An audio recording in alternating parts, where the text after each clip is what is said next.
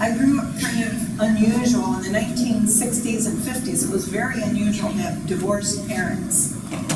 But my brother and I shared that together. My mom became a school teacher at West Ottawa, an art teacher, and my dad, at different times, was a chicken farmer, a duck farmer, a horse groom, and a beekeeper. And I really loved working outside with the bees. When you're out in an orchard and the sun is coming up in the whole orchard, because they're usually on hills, it just spreads out pink and white in front of you. Oh, there's no better place to be. So that was a lot of fun. But you know, those beehives are 150 to 250 pounds. I couldn't lift them conveniently. My half would have been between 75 and 125 pounds. Nope, so I went into horticulture. Still got me outside and loving it. A little statue there is one that my mom made in the 1930s or 40s. She loved art, and the story I want to tell about that is another great-great-grandfather was Jan Vischer, who came with Van Raalte, as did hundreds of other people, not all in the Southerner, but all that same spring and summer of 1846. But Jan Vischer and his wife became friends of the Van Raaltes, first when they lived in Heinemouw, it's a G that sounds, and in Omen, which is where Van Raalte started his little seminary to train Cedar preachers. But Jan would push the domine from one village to another on the ice in a little chair like that. Now, there's no proof, but it's been a family story handed down for 170 years, so I kind of believe it. But rather than have two men, my mother did one a woman and one a dad. So that's part of the story. And again, like it says, I'm a fan of history and horticulture. I have strong Dutch ancestry, as does my brother. The very top is Frederick Peterson, had a Johansdaughter and Eriksson and Duva. Those were the Swedes. We grew up with the last name Fredriksson. But all of the rest were all born in the Netherlands, anywhere from Groningen at the north to Zeeland. So a lot of Dutch ancestry. Here are some photos of Albertus and Christina. She was married at 21. Her first son, Albertus, we call him, Albertus Jr., was born, I think it was 10 months later. But to get back to the Netherlands, there were 3 de Moon sisters at least, and one brother who lived in Leiden. And the dominee, whom we call the dominee Albertus, got to know them all while he was studying theology at the University of Leiden. He had 2 really close friends. Simon van Velzen married the oldest de Moon daughter. Albertus Christian married the middle one, and Anthony Rommelkamp married the youngest. She was 17. Their brother was Karl Godfrey de Moon, and he was a physician first. I think he was a little older. And then he became a minister in the Cedar Church. The Cedar Church were people who broke away from the state church. They believed that it shouldn't be God, government, and man. It should be man to God, and God to man through the Bible, through reading the scriptures. So on his tombstone, Albertus has minister in the gospel, the good news. Elsewhere I read that Karl Godfrey de Moon married a countess, and her funds helped the new colonists. But Dirk Blickman Kickert was a businessman and close friend of Albertus Christian Van Raalte, and actually married one of his sisters. The Albertus that came here as our dominee had 16 brothers and sisters. I can find record in my notes of about 6 or 7 different people, that got to adulthood and married somebody. But still, that's an awful attrition, 17 children for one wife. So this original DVK was that really good friend who married his sister. He moved to Omen to manage a brick and tile factory. Albertus thought it wasn't enough to care for people's spiritual needs. He had to help them find work so they could provide materially housing, food, and all the other things that the families needed. So part of what his thought was gainful employment for the church members rather than just taxing them the way the state church did. So there were pluses and pushes and pulls. And you can read there. I'm going to go kind of quick, but I hear it's going to be available online, and that'll be in the slides too. But again, the most important part that I read when I read Albertus's writings is the freedom to put God rather than the government first in their lives. That potato disease that everybody's heard why the Irish moved to America, that also hit the Netherlands. Here's a marriage license for James van der Sluis. He was a cousin, uncle, not Van Raalte, but again, Van Raalte married him, and he and his wife didn't have any surviving children, so his sisters, Rose and Frances, made a lot of doll clothes that daughter Katie inherited. They lived over by Centennial Park on 12th Street. The families kind of just intermingled, but we got all the stuff because they didn't have any surviving kids. So this is the house on Fairbanks that was torn down in the 1960s, and those are the children that belonged to Albertus and Christina Newman. They had 11 children in 19 years.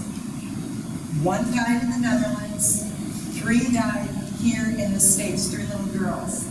All 3 boys survived, and their sister, what would it be, 4 sisters at least, or 5. Anyway, so Albertus married to Helena Hoffman. Dale is here to represent the Hoffman side of the tree.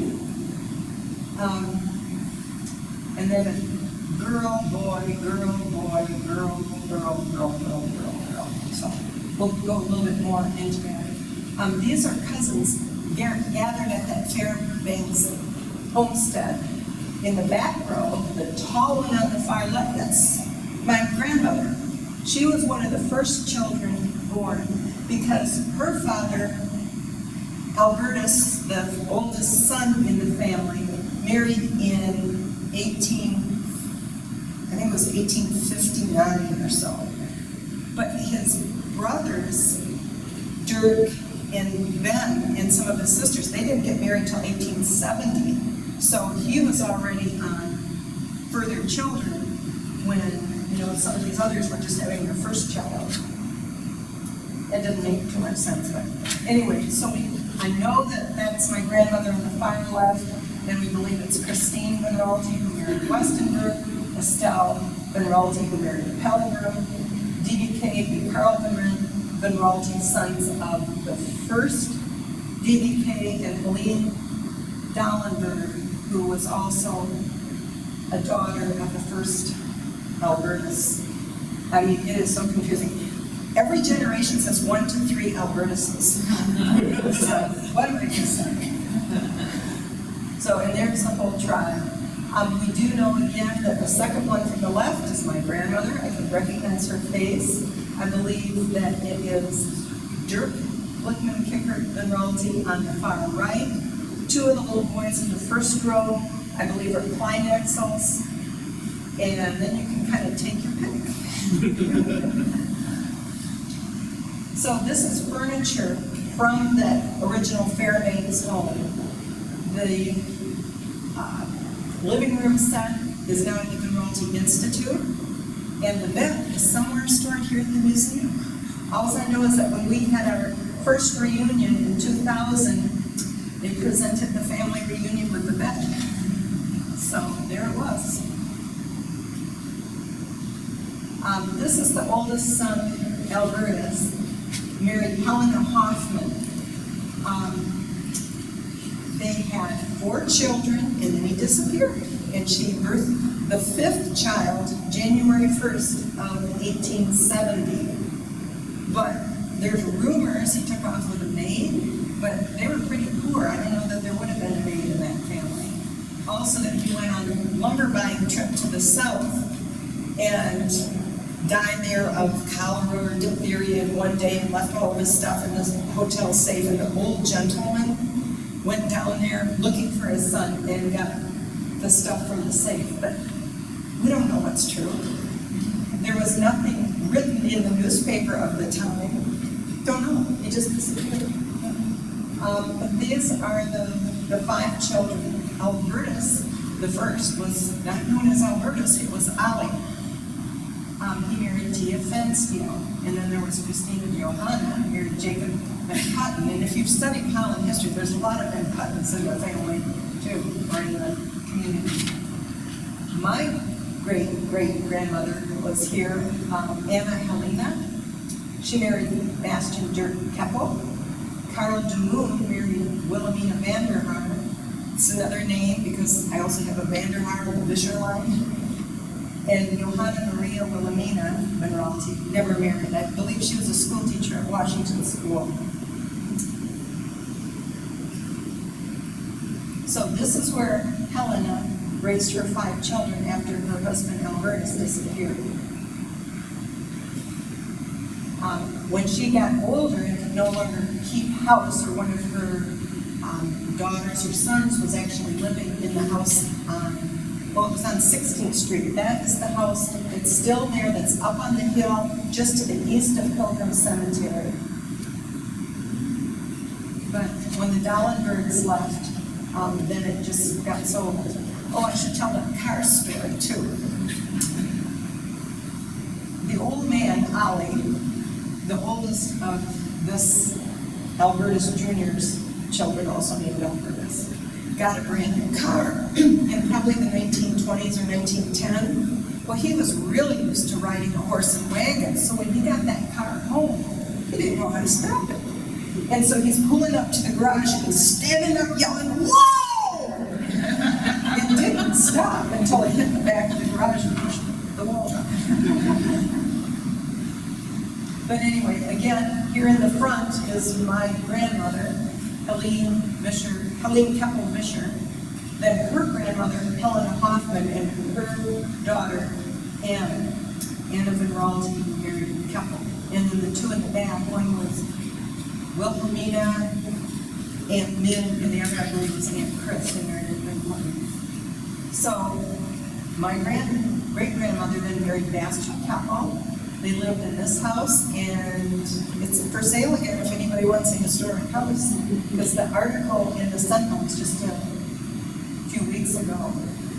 So the 2 daughters were raised in that house, my grandmother Gertrude and Gertrude Christine.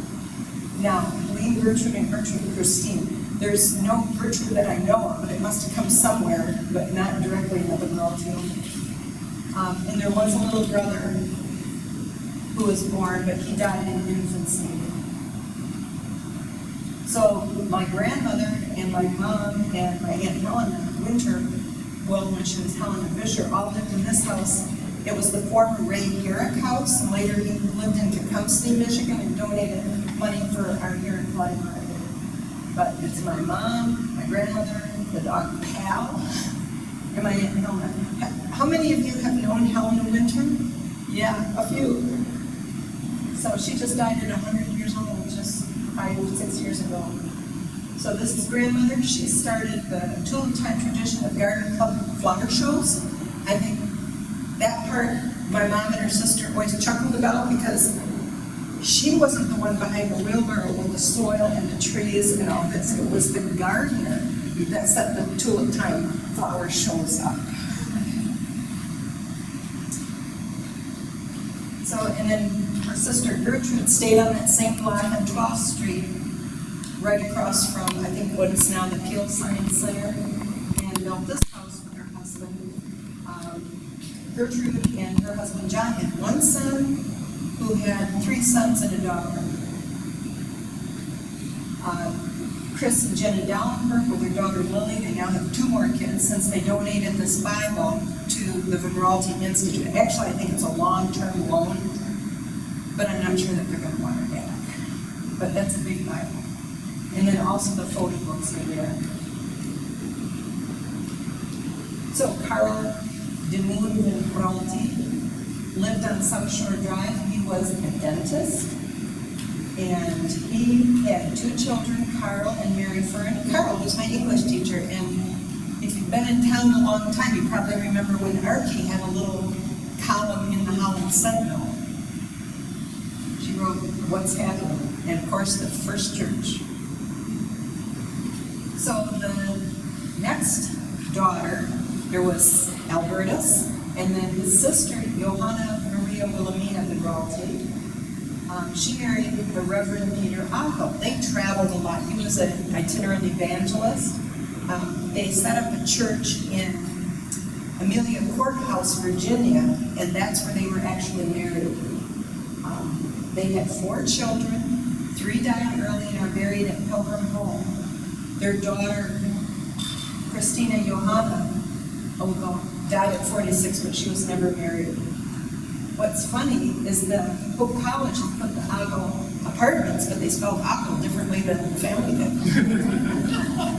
No proofreader, I guess.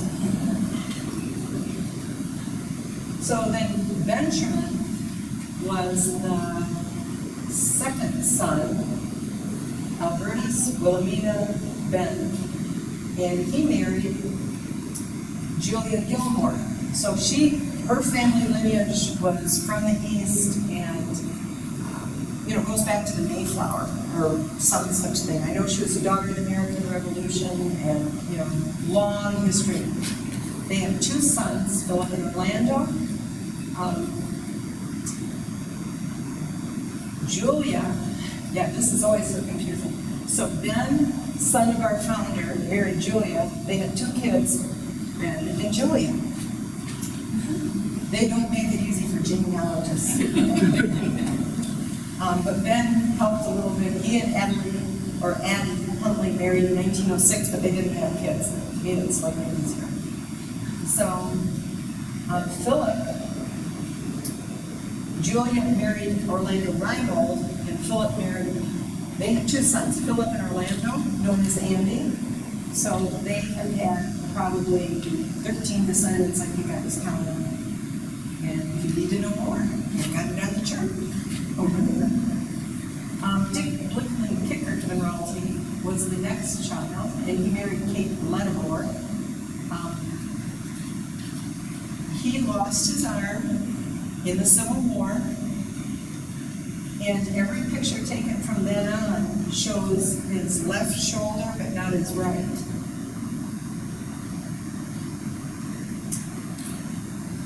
So this is the home where the son, DBK, because there were, again, a son, DBK and a Carl, they lived on 11th Street, and Jeannie Klumkarns, one of my mom's best friends, was Jeannie Van Raalte growing up in that house.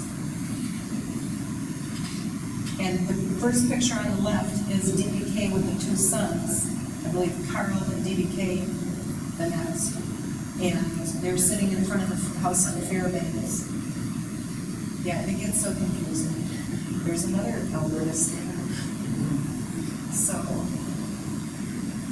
that son, Albertus Christian, married Edna Pillsbury, had 3 daughters. And then DBK, Dick, married Margaret Hobson. He had 2 daughters and a son. So the first one, the one that married Edna Pillsbury, had 3 daughters, Lillian, Catherine, and Barbara.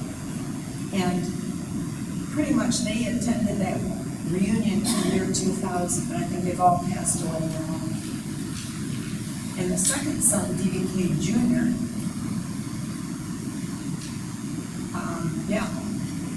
I corresponded a little bit with Lissa Klumkarns Ramirez, and she's caught me up. The family is growing in a really good way. So Jean Marie Van Raalte Klumkarns' granddaughter is a nephrologist or a kidney specialist at a pediatric hospital in Denmark, and her brother is working in Belgium with 2 daughters and a son. I'm sure he's a lawyer. So that's the kind of the interesting part, going back and forth. Deborah Klumkarns, Jean and Roy's oldest daughter, took German at Washington School, just a few blocks away. And so she went with the Hope Summer Program to Austria. A nice summer. But she stayed. She married an Austrian. So, and then another cousin went over to study in the Netherlands, and he stayed there since 1982 also. So, and here is the youngest Neuralgia child born in the Netherlands. She came at 6 months old. Now, you all seen that cradle that's way in that far northwest corner? That was her cradle. She came at 6 months old, so they brought the cradle along. It's metal hanging up there on the wall. And that's where she stayed when she was on the ship, but also when she came home to Holland. So again, the Gilmore. Ben married Julia Gilmore. His sister married Julia's brother, William Brokaw Gilmore. And here is Christina and her son, Raalte Gilmore. So the father, William Brokaw Gilmore, died fairly early. But their son, Raalte, lived in Holland. I think he died maybe in the 40s, but he was an evangelist, a dentist, and he led the choir at the whole church. And my dad knew him. So, and then the next daughter, she was the first one to be born on this side of the Great Pond. She married Garrett Jan Colin. He was the third president of Hope College. His daughter, Estelle Marie Collin, married Jacob or J. Calbrook in 1911, and the local paper said the article called that the social event of the season with the reception of 200 guests at the president's home at Hope College. So obviously by 1911, it wasn't a wilderness anymore. They really tamed it well in that 60-some years. And there's Estelle's grandson.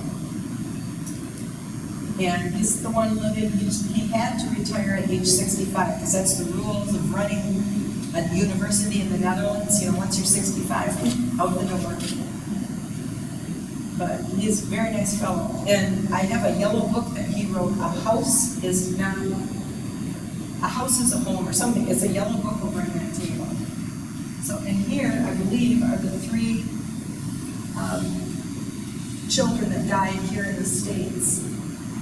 Anna Erendina Harking died at 11 months. She lived part of 53 to 54. And then Anna Harking Van Raalte died at 5 months. But sometime I'm going to have to ask Linda for help keeping those up. So then the last daughter born here in the States is Anna Sophia Van Raalte. She married John Henry Kleinaxel. They had 3 sons and a daughter, but they didn't name any of the sons John Henry Kleinaxel. That was their grandson. Yes. But there's another Des Moines in there, named John Lewis. So here's photos of Anna Sophia Van Raalte Kleinaxel and John Henry Kleinaxel. What's interesting, and many of you know a little Dutch? Few, maybe. Kleinaxel means little witch if you do a literal translation. But it's quite the mustache he's sporting. So great grandpa still has much to teach us, because I was counting it up, and his son would have been my great-great-grandfather, so Raalte was the great-great-great. We got together in front of that statue in 2000. This is my grandmother on the right, my great-grandmother in the middle, and my Aunt Helena on the far left with her 2 children there too. So, Winter Van Raalte Visscher, Keppel, and one of her nieces wrote this nice little article. She worked talking about Aunt Helena. She had open accounts for local firms. And if any of you knew her, she bought Google when it first came out. She said, I should have kept it. She just bought a share to, kind of enjoy, to see what happened. And she sold it after a year or so, but she said, I wish I'd kept it. but she was always quite thoughtful in doing things. And I like reading this article because Helena worked to put herself through college at a time when $55 was a whole semester's cost, $1 seemed impossible. But she became the first woman in Hope College's history to serve as a student council president. But she was forerunning all her life, because when my mom was 10 and wanted art lessons in Saugatuck, Michigan, guess who had a driver? My aunt was 14.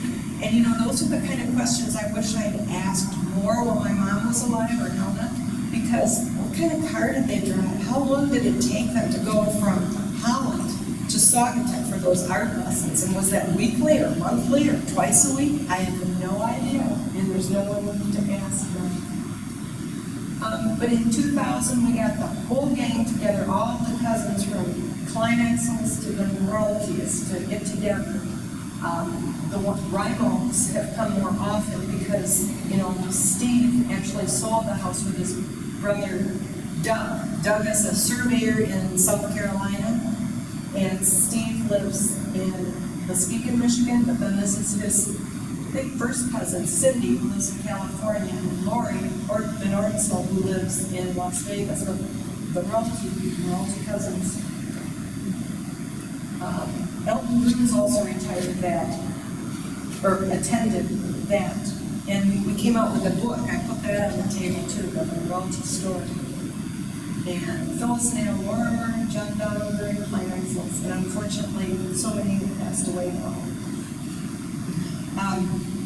Ricky and some others in our committee went a few years ago to Hudsonville, where there's a little museum with all kinds of Holland history, and I don't know exactly when this fellow started collecting it, but Dell and Jan Hoffman, and they have the hearse that took Van Raalte, probably from Fairbanks, where he passed away, to his final journey to Pilgrim Home Cemetery.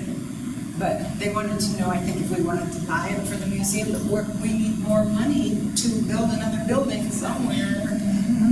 So anyway, this is a good place to leave an endowment to, okay?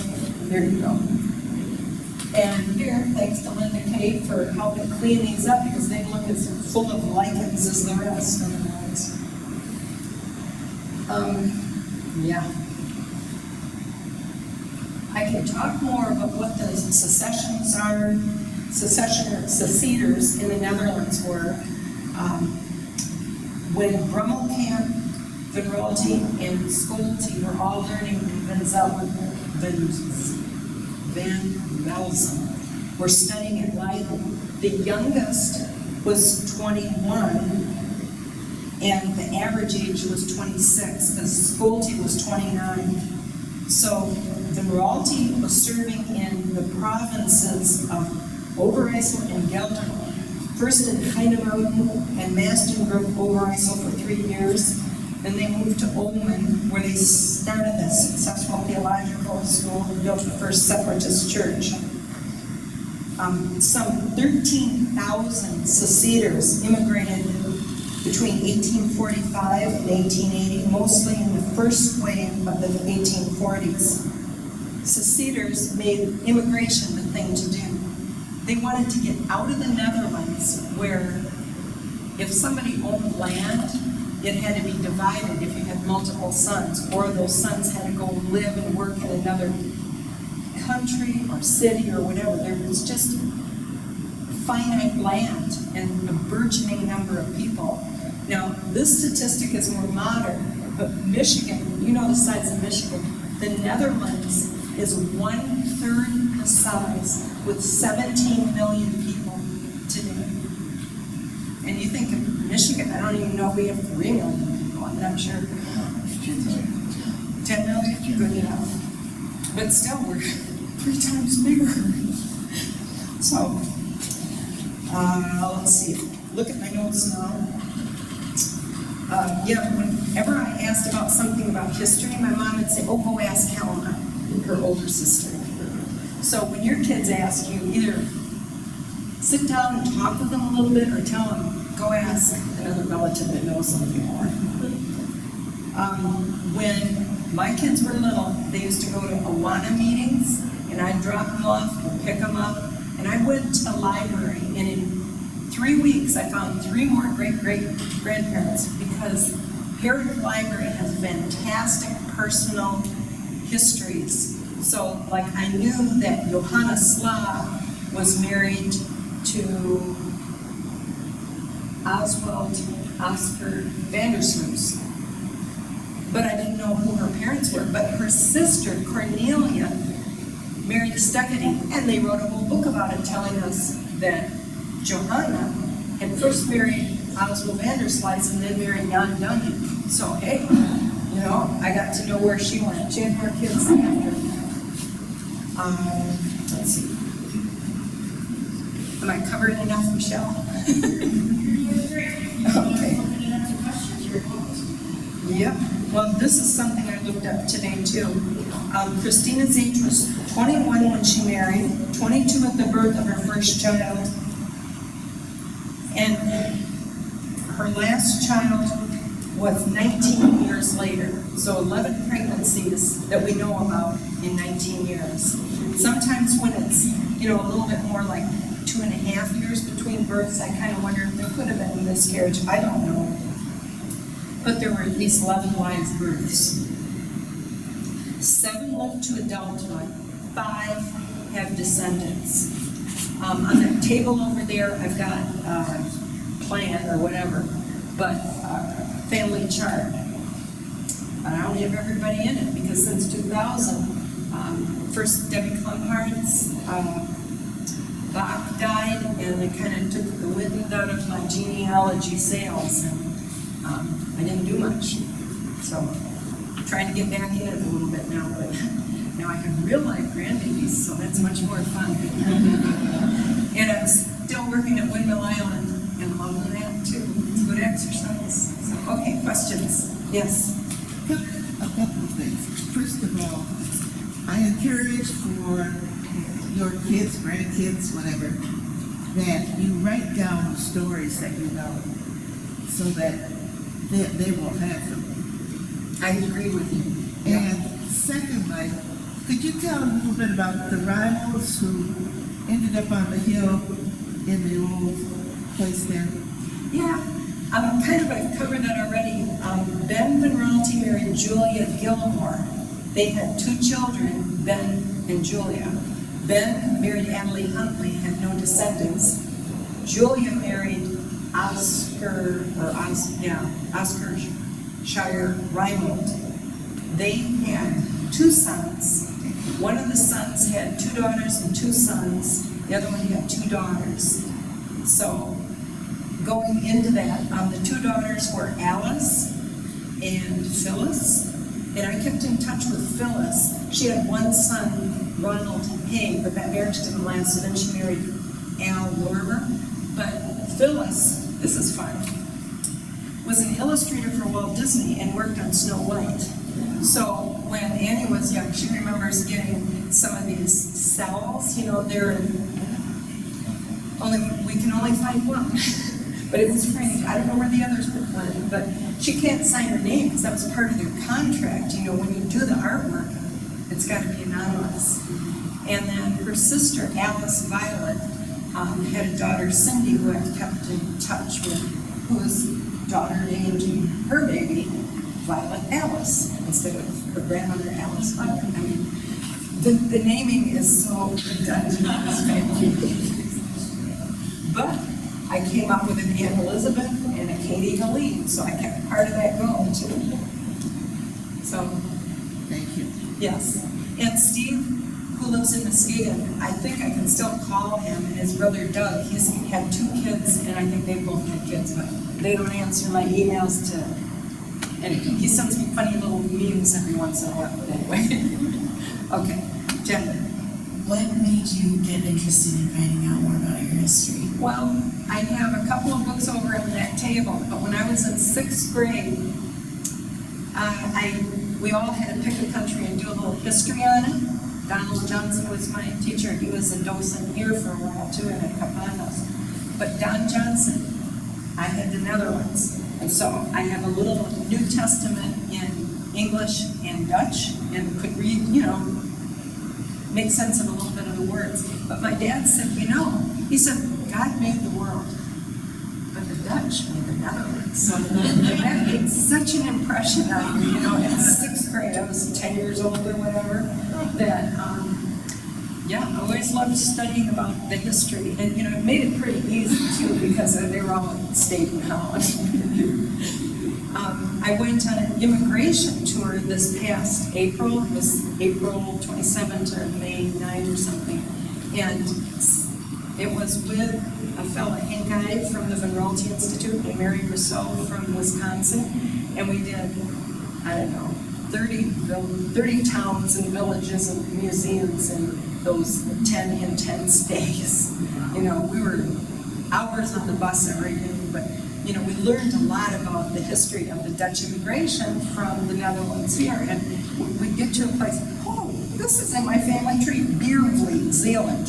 Have any of you ever heard of Beervliet, Zeeland? I had not before. I just did a little bit of extra looking on Ancestry.com before I left and found a lot of those places. But when I was a little kid, my grandparents had some treasures. I'll call them treasures, like the little wooden box that was lined with tin where you put coals when you rode to church. After my grandparents died, I have no idea where all that stuff went. But anyway, and my dad would tell me stories of Debbie Deerfoot. There's a book I put on that table over there, Deerfoot in the Forest. You can tell he read it a lot as a kid, and he had just adapted it with a daughter when he had a daughter. So I've always been hearing these stories of long ago. Some true, some made up, but... How was it that they decided on this spot and wasn't actually go there rather quickly?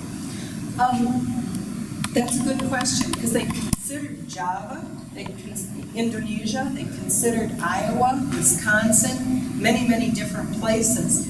But when Van Raalte got to New York, he talked to some Dutch pastors. He got as far as Detroit and Winterset in. So then he thought, well, Western Michigan or Wisconsin. He got to Allegan and he talked to Judge Kellogg, who said, Michigan, Michigan, Michigan. And he basically, I think, walked in the winter in December to get to Holland, Michigan area. And the land was cheap. It's $1.25 or so an acre. And he had some money, so he bought it. And then the rest of the group that he came with from the southerner, I don't know, it was 40 people or whatever, they got as far as Detroit, and they stayed there for the whole winter, and they kind of worked for their room and board and passage.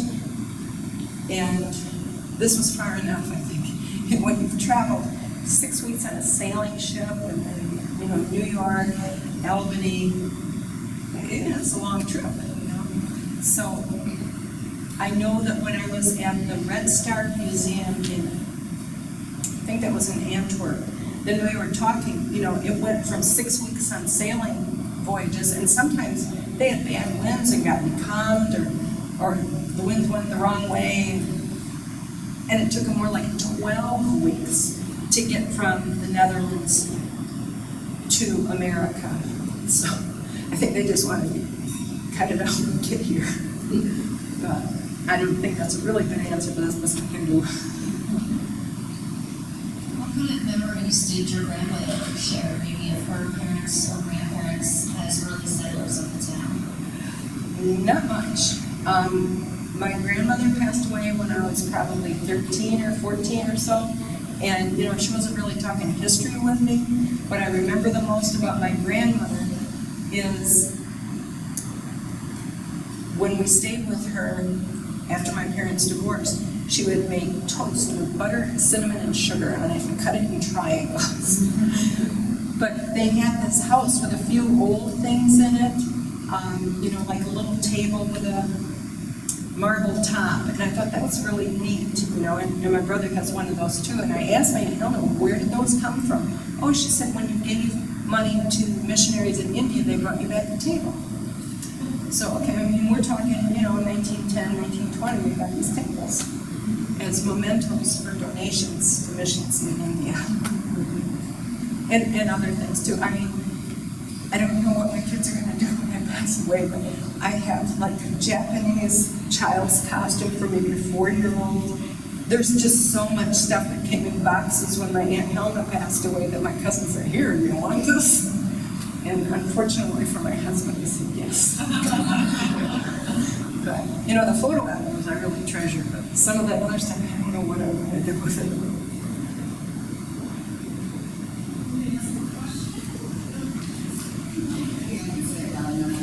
Sarah, the Kleinhessels in the family, are they related to the Kleinhessels with Dustin? Not that I know of. You know, I think most of I could be wrong, but I think most of them moved out of state or had daughters. So, don't know for sure, but you know, I'm never done. Lori Trethaway from the archives emailed me in July or so, and she said, do you mind if Catherine Newman looks at those Vischer photo books? I said, sure, no problem. I have books there yet. And who's Catherine Newman? Well, she turns out to be a Vischer relative whose family left here in 1920 and moved to South Dakota with a stop in Chicago, like with Hull House and Jane Addams. He was a reformer, John Vischer. Spelled his name different. And then she was born, I think, in Vermont, and now lives in Western Oregon. And I've never heard of her before on the whole ranch, so we're now communicating. We do have, yeah, it's complicated. And then another Vischer just put flooring in at my mom's old house, which is just now a cottage. His grandfather was my mother's first cousin, Vischer. I didn't know about him either. So it's like, so those Kleinhessels, I should do a little searching, but. Yes. Sarah, I want everyone to be aware that you are a very, very dedicated volunteer at the museum. On behalf of the board and the staff, we thank you most sincerely for all the hours you give us. Well, thank you very much.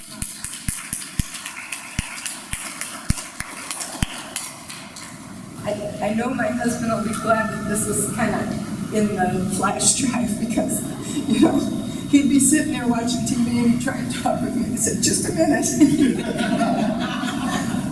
But you know how? Because I like history, there's rabbit trails everywhere. You know, reading about the separatists and the seceders, I have a much better understanding of it now, but it's still not real clear. So. Do you know anything about Kate Leadborn? Yes, her father was a doctor. I know that there's a whole bunch in the Herrick Library, you know, in those personal stories about the Leadborn family. I know her father was a doctor, and I think she was part of the GAR, you know, or Daughters of the Grand Army Republic, or something like that. I don't know. But she has history, you know, big history too. And there might be more in the book. So plug for the Van Raalte Institute. They have a lot of copies yet in a closet in the bookstore of the Van Raalte story that I worked on in 99 to 2001 or so. But I'm the last surviving author, if that doesn't give you. Karen Scocco typed it all, Marie Zingel really dug hard and got the antecedents of every ancestor, and Elton Grillings kind of shepherded us all and encouraged us out of despair. Sarah, I'm wondering if you know a lot of Dutch people. Have you ever heard of the name Henry Labatz? No, I have not. Well, he had the Holland honey cake factory in the 16th Street. And they went out of business, I think, when a barrel rolled over and crushed somebody that worked there. Well, I hadn't heard that one. Yeah, at 16th Street. I know my dad used to borrow money from him. No, I can tell you. Yeah, well, my dad used to sell them honey, and yeah, that was on 16th Street, and we would put it in like 5-gallon buckets. But it's those 300-pound barrels of honey that got away. That was a bad story. So. Any other questions for Sarah? Yeah, this Annie is here, my daughter, who used to ride with my dad on different inventions. My dad really loved history. He had delivered chicks for his father and Fred Bummer on Grasket Road when he was in his 20s, 30s, 40s. And he would go down to Vandalia and Culver and Fort Wayne and Sault Ste. Marie even, delivering these chicks and buying antiques that he saw there. And have you heard of Rush Arbor Day? Well, that's a time when they make an arbor to celebrate the Emancipation Proclamation. So my dad, he took Ann at least once to Brush Arbor Day down in Culver. And I remember she'd say that he'd tell her, get one wheel on the right side of the car off onto the gravel, and then you can go back on. Just do it real slow and steady so you don't get scared if it goes off, by mistake. But, just teaching her little things. And I remember him hammering at me, if you see kids a block ahead, go slow, because you never know what a kid's going to do. And, every time I see kids, or I have a wheel, I think of my neighbor. And he really did love history. I mean, my brother would say that too, that his house was full of people and old things, young people, old people, middle-aged people, but some of that stuff, like the old saw, his great uncle was born in like the late 1880s, the same time as my grandmother was born, but that was her uncle. Another Boardman family is very prolific too. But we have crosscut saws, with the handles on either end. And my dad would tell me that they would, saw off the trees around Ottawa County in West Michigan at, a comfortable sawing height. And he said before we were done, we had to get on our knees and saw that stump off too, because all the big trees were gone. And so we have that. We have plows, hand plows and stuff. I mean, I got an awful lot of stuff in storage. But at least it's at my mom's old house. So I'm not paying for it.